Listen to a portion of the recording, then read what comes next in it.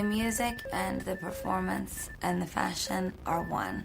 I don't separate my art from my life. It is one whole thing.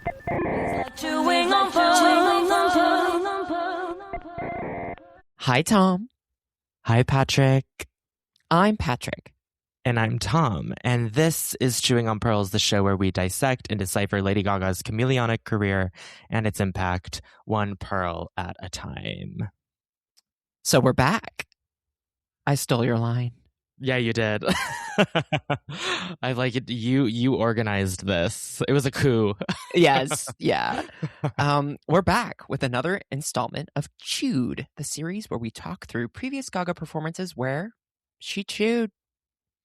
Gaga is currently performing the Mayhem Ball in Japan, so we thought we'd discuss 3 of our favorite acoustic televised performances she's done in Japan over the course of her career.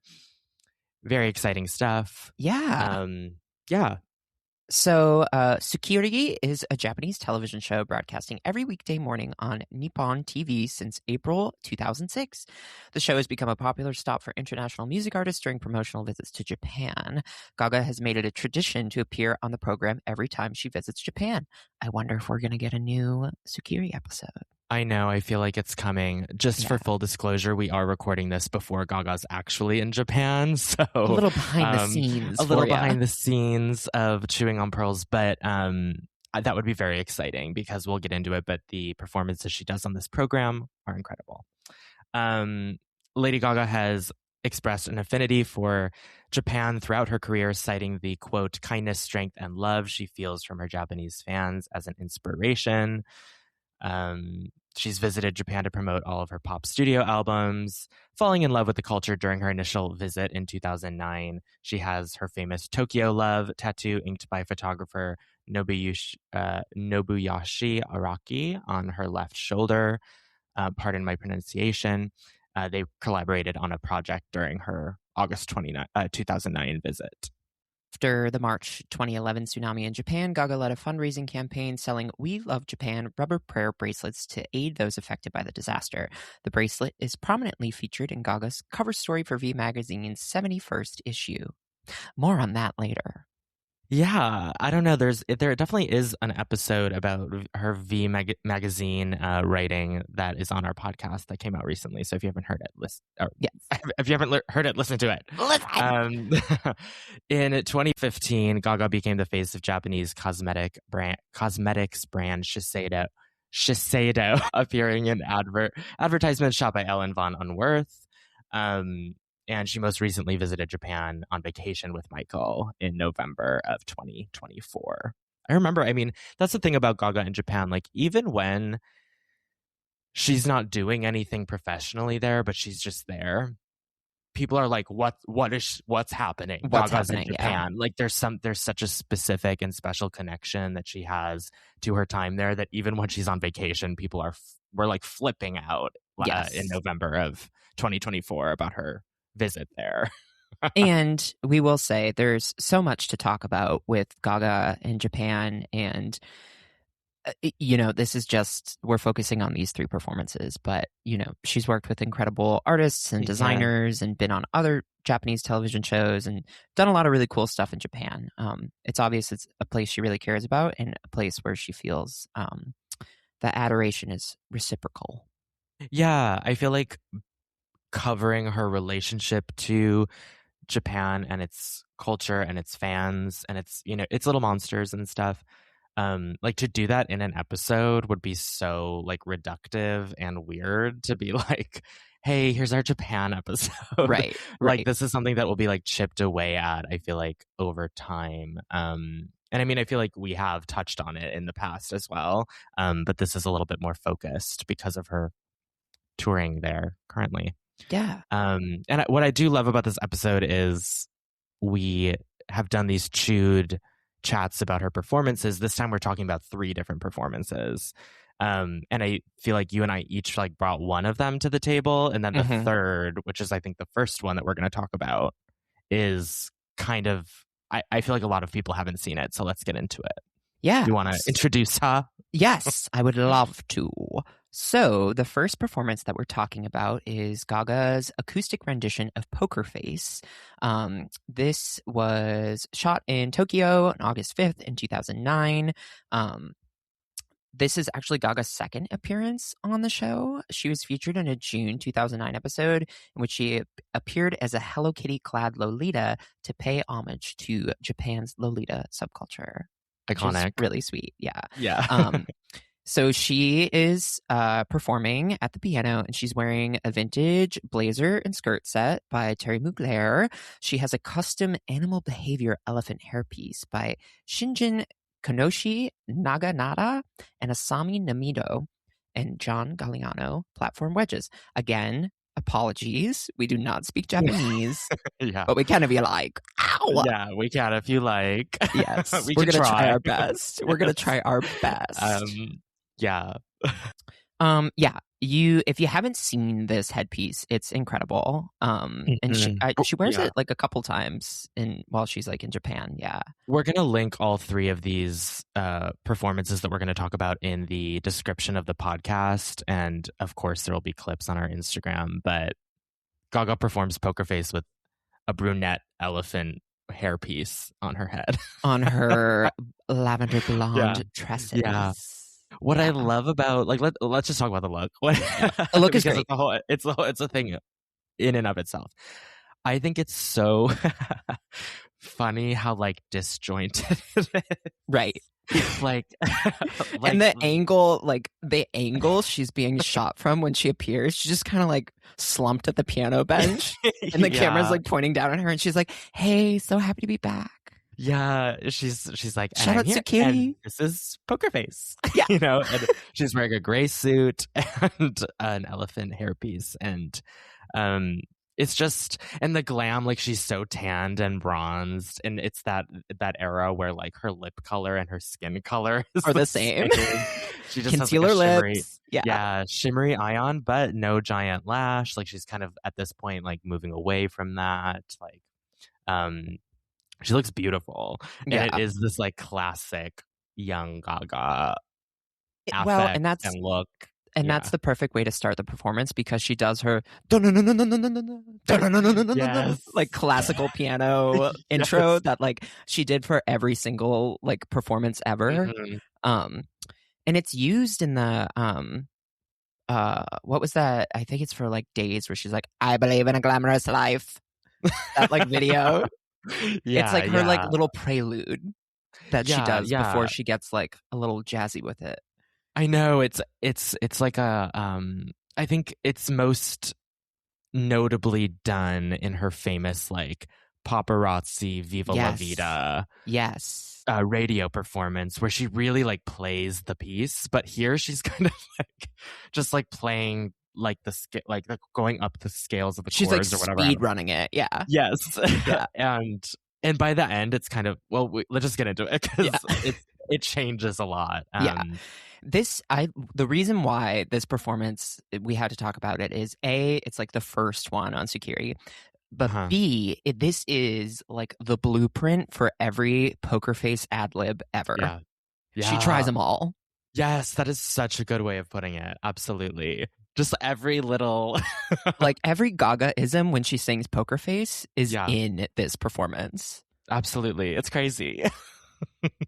And it well, what I love is also the way that this talk show is set up.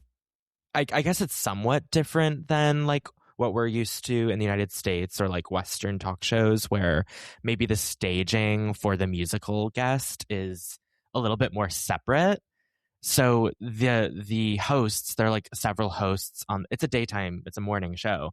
So there's several hosts like sitting kind of like right next to her. They're like literally right next to her. It's such an interesting, different energy, and you can almost feel it in her too. Like a little bit of like she's performing for the camera. Like you see her look at the camera that's recording her, but then she's also sort of just performing for these people. I mean, a la a very Gaga Thanksgiving.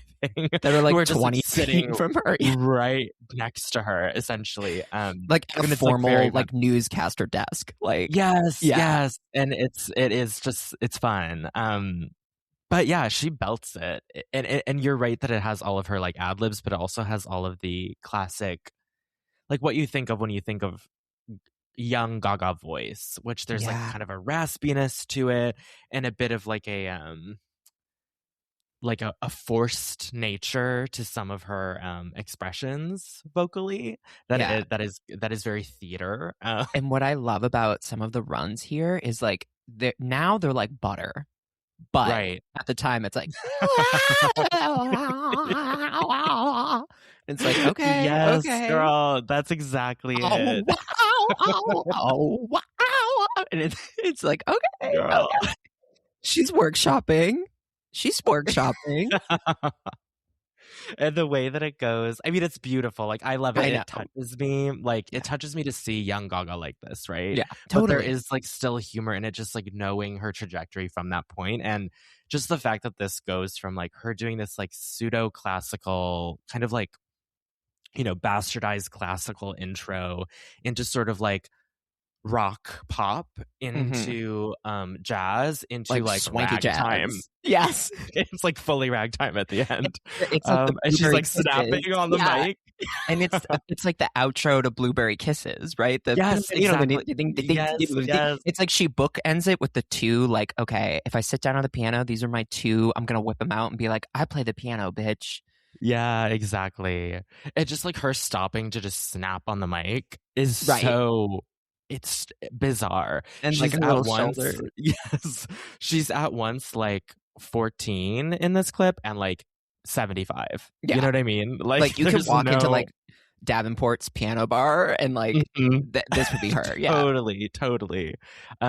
It's very charming to see her perform Poker Face this way. And just kind of, it does feel like obviously she rehearsed. I'm guessing she did a sound check, but it also feels like she's figuring it out as she goes. Totally, like she's making really choices in real time. Yes, and I think that this is like just before the time where maybe we see less of that from her because the whole project starts to get a little bit more focused.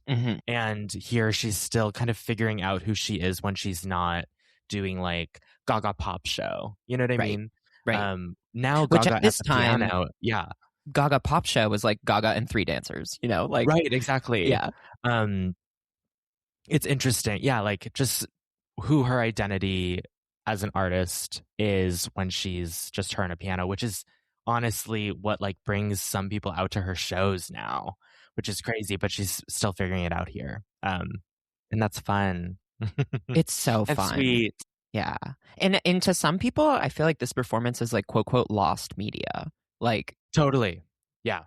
Or like they've seen a behind the scenes photo of Gaga like with the elephant on her head being like, where is that from? Yes. And like never have seen the performance that goes with it. Yes. I also think something sweet, and again, we're going to link this, something sweet about this one is that you see her engage with the hosts after.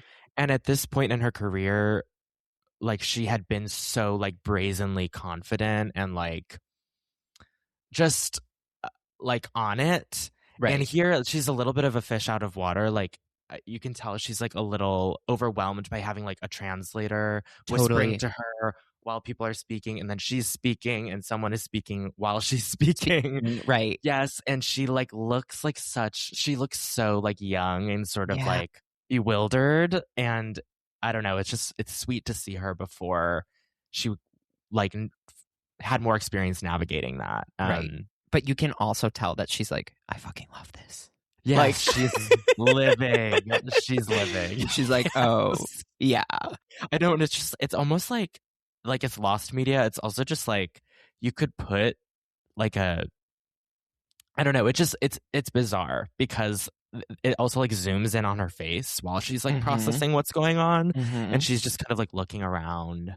And it's like there's an eager anticipation that's like equally matched by like the host of the show and her. Like they're both like geeked. Like right. Yeah. And there is just like her doing like I can't even like mimic her voice from this era, but like the kind of like smoke a full pack of cigarettes. Yeah. I mean I just want and I'm so happy, like, my fans in Japan, like, just very, very that. And anyway, it's a great performance. Yeah. And you can tell that it's like, oh, I'm coming back here.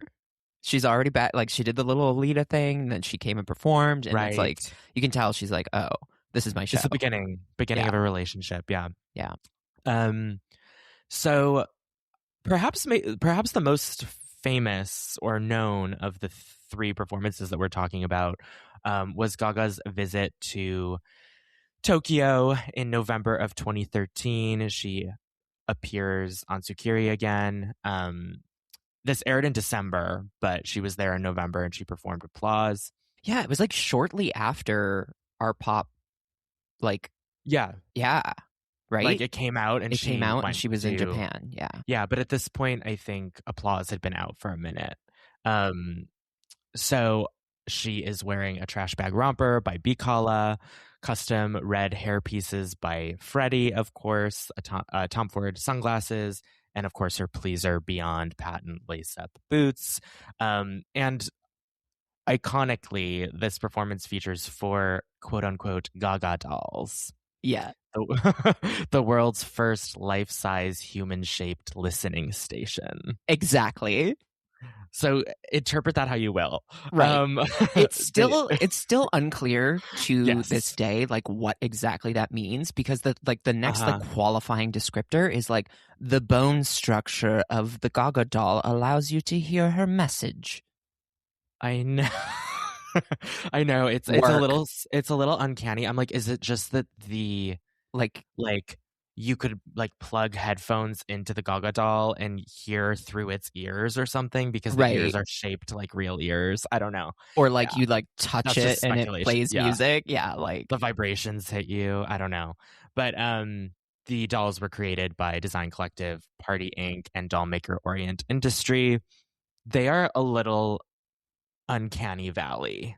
Yeah, I will say. They're like it's fashioned a little spooky after Gaga, but also like a little too sex doll. Yeah. Oh. There's yeah. Well, yes. Yeah. I was gonna say there's something that's like they feel porous in a way. Fleshy. Fleshy, yeah. And like waif-like. Yeah, like the wrists and the neck are a little thin. Like it's a little like they're a little elongated. Yes. Yeah. And the gag is, so Gaga is wearing a long blonde wig with bangs, wavy. And 3 of the 4 dolls are wearing long blonde wigs with bangs that are straight. Yes. And all 4 of the dolls are wearing the same Tom Ford sunglasses that she's wearing. Yes. So you can't see their eyes. So it makes them look even more alike. And one of them is laying on the piano wearing a very fierce, like, Venus-adjacent updo, I would say. Yes. Yeah. And Gaga I'm has trying to remember. Sitting next to her. Yeah. And there's like, and they're in looks that she's worn. Yes. Except for the one on the piano that's in like a like Japanese traditional-esque garment of some sort. Yes. And that, like, yeah. I'm just like looking at it now, and I'm like, wow, okay, yeah. It is one of these things where I'm like, when we talk about lost media and we talk about what Gaga originally planned for the Applause performance at the VMAs just a few months prior to this, and this idea of multiple Gagas that are like hanging and murdered and all of this stuff, Gaga dolls. It makes me I don't know, this touches on that for me, this idea of having multiple physical versions of her. Well, correct me if I'm wrong. I think the Gaga doll behind her is wearing like the newsprint newspaper dress that is featured in the yet to be seen in its entirety, for good reason, Do What You Want music video. We could speculate that. It's a similar idea. Right. It's like, these are the dolls. I don't know if they're really wearing looks that she has worn, but like one of them is wearing the jumpsuit that she wore when she went to H&M for Art Pop promo. That like tie-dye. Interesting. And I guess the white suit with the shells on it, like maybe is like a riff on like some of the Versace suits. It could have been something she was planning to wear. I know the white And- suit is like when Gaga Doll had a website that was like, Yeah. you clicked on it and it was like, boop, that's her. Gaga herself is wearing this, I called it a trash bag romper. It's like shredded plastic is what it is. Yeah. Voluminous. Like it is Bicala and it is very RuPaul's Drag Race. And I love that. Totally. Well, and it kind of fits the like art pop narrative where it's like whenever she was at the piano, she was always in something whack. Totally. Like, it makes me think of the volume of it makes me think of the Muppet Special. Right. Piano look. Totally. Yeah. Yeah, and I do love that she is so placed among these dolls in a way that feels like she's trapped. That's like the way it's filmed. You could put spooky music under this and it would be a horror movie. I was gonna say short. It is very Lynchian, and again the way that it just like starts and it's like boom on her face. Right, and there's certain angles where it's like, here's the doll's face in the foreground and there's Gaga in the background. Right. Like I very love when freaky. the doll that has its hand up that can't quite make a monster paw. Right. It's just like yeah. Totally. But the performance is incredible. So this is where I feel like she was like, y'all fuckers, you're not feeling this song? Mm-hmm. Oh, let me Y'all said sing art it for flop. you. Yeah. Art flop? Yeah. Mm-hmm. Let me fucking bust out my pipes. I know. And it does just take on like a darker tone. Yeah. And it's not just because of the dolls. It's like her affect in this song. There's a darkness. A commanding, but then also kind of, I don't know. Anytime Gaga's in her head voice and uses her upper register, it's like so... Ugh. Right, and it's kind of grand or something. Yeah. There's like a grandeur to her vocal, but also like a grunginess to it as well. One of my favorite bits is, we'll have to put this in the carousel, is when she is like, she pauses and then she goes APPLAUSE, like spooky haunted doll playing one key at a time. She's like APPL. And like looks at the camera. It's like very like she's performing. She's doing performance art. Yes. You know, and it's a great like this following the poker face of it all, where she's like, "Oh, I'm trying out some things." It's like, "Oh, now I know. Right. Now I know what I'm doing." It's very honed in on like a tone that she is trying to and successfully evoking through this like. Again, it is Lynchian. I don't know. And it makes me think of like, it's like, that's how she wrote Applause. Like, she writes everything on the piano. Totally. So, like, I could see her, like, half in the bag in her house, just being like, like, just nonsense, and then bringing it into the studio and being like, okay, yeah. It's honestly moving. Because it does, again, it does, like, presumably brings applause and its roots. It brings it back to its roots in that way where like you're kind of seeing her mean it in a different way. But I think that's like the beauty of Gaga's performance ability is she can write a song like that, and there are so many different performances of it that kind of give different interpretations just through her affect and demeanor. I mean, we talked about her, one of the best applause performances of all time on the Muppet Special, and that feels like such a celebration of her accomplishments. Right. And this is like, are you rooting for me or are you rooting for a plastic doll? Teasing plastic doll on Chromatica. Right. She said, who's that girl? I don't even know. I'm like one of the like, who's that girl? Malibu Gaga. Gaga. Yes, exactly. That's what she's saying. Oh, that's the subtext. Yes. And then at the VMAs, she's like, what if I was anything? I'm art pop. I'm a canvas. And here it is just a little like darker and beautiful.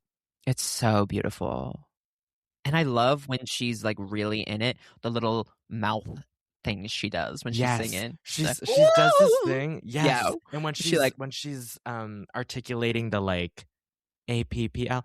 She kind of has her mouth like tightened in a weird way. She has so much ability with her voice, and like it's interesting to see her move her mouth differently in this performance. Honestly, more people should have seen this at the time. Totally. It's a shame, but what can you do? Yeah. That's why we're talking about it, right? Right. And honorable mention, I mean, there are so many great Japanese televised performances, even on other programs. Like, go look at them all. But Gaga also performs Gypsy on the same episode, or I think it airs on a different episode, but like same visit for she's there for like the full episode. Mm-hmm. There is that iconic photo of her backstage with the Gaga dolls. Yes. Or somewhere. Like she's sitting somewhere on the couch, with the Gaga dolls. Yes. So we may have to include that. I definitely have that saved somewhere. Yeah. And I think she's in the Venus updo situation. Yes. Yeah. In her Botticelli babe. Right. Meets Harajuku punk. Yeah. It does make you wonder like what she was going through recording this. Like you said, it's like 2 weeks after Art Pop dropped. At that point, the culture had already decided. Yeah. They were like, oh no, art flop. Right. We're not doing this. Like this time with Gaga, we're not holding her hand around her press cycle and all of that. She needs to figure it out. And that's why she was like, get me on a plane to Tokyo now. Right. Like I have some songs to sing that they will understand. To the people that want to hear them. Yeah. Right. Exactly. It is funny like being on fan forums and stuff. The like concept of art pop being a flop is incredibly foreign to any Little Monsters that are not American. Right. They're like what? We don't know what y'all were on. We were bopping. Y'all were panicking about Katy Perry or something. Right. Right. It was just a different like it's I don't know. We love pitting the girls against each other over here.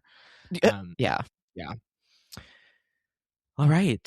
Shall you take us to our third and final performance? Yes. So the final performance we'll be talking about in the trilogy of acoustic Tsukiri performances is Gaga's rendition of Perfect Illusion.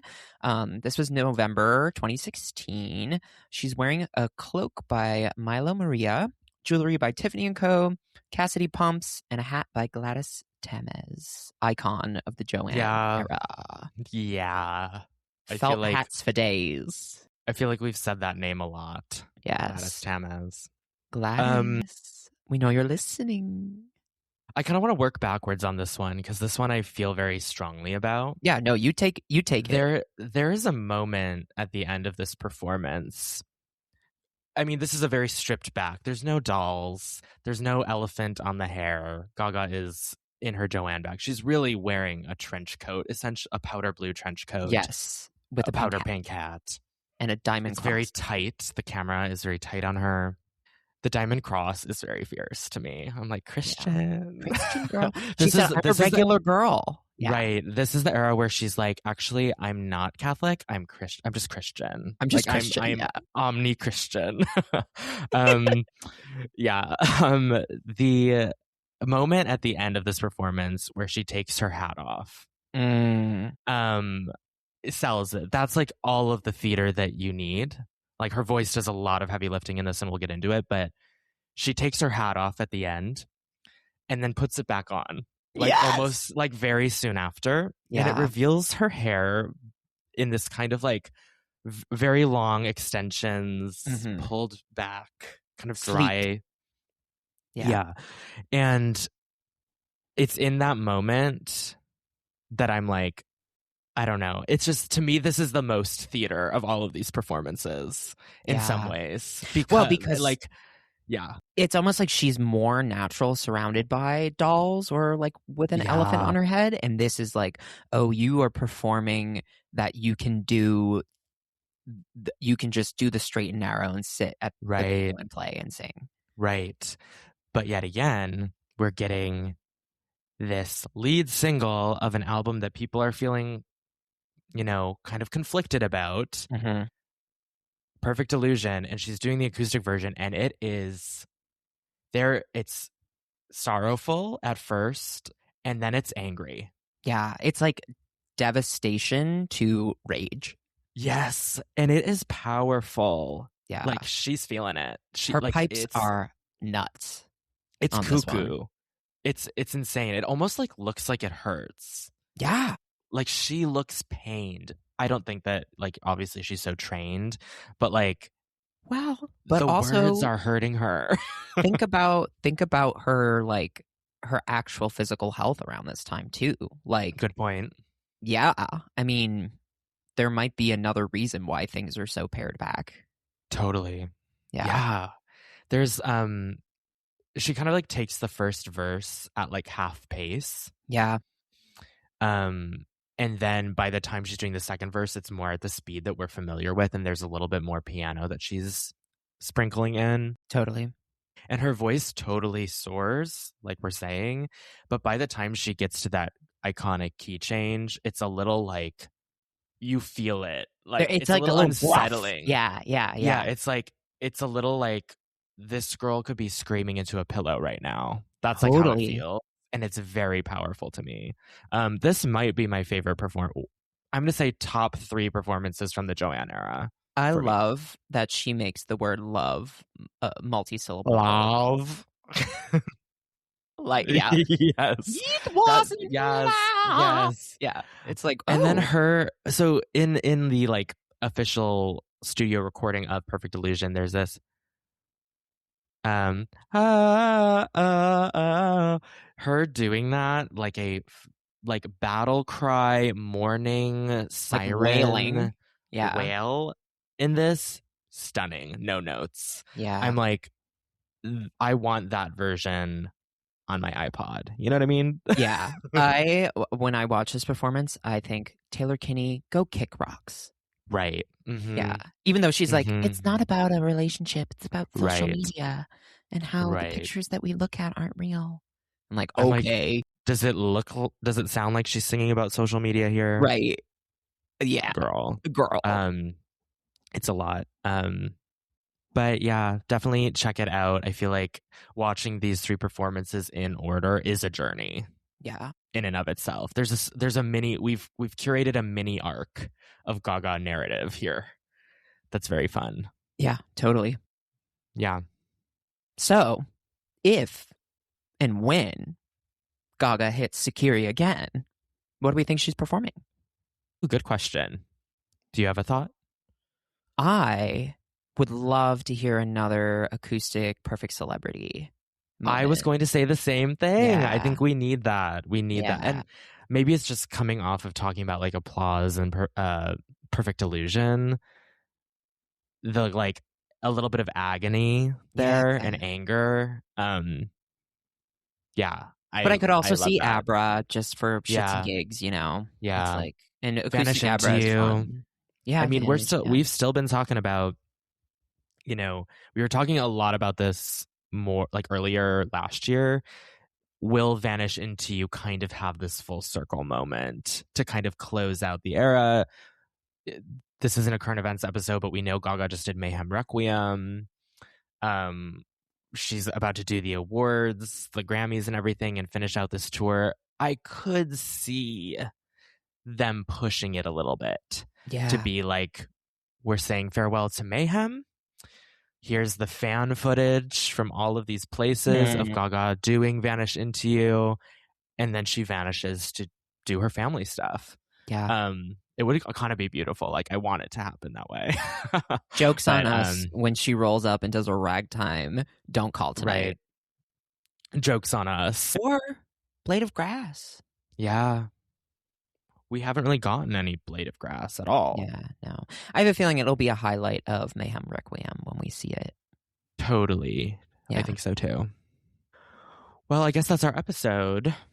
Yeah. A little something short and sweet. Yeah.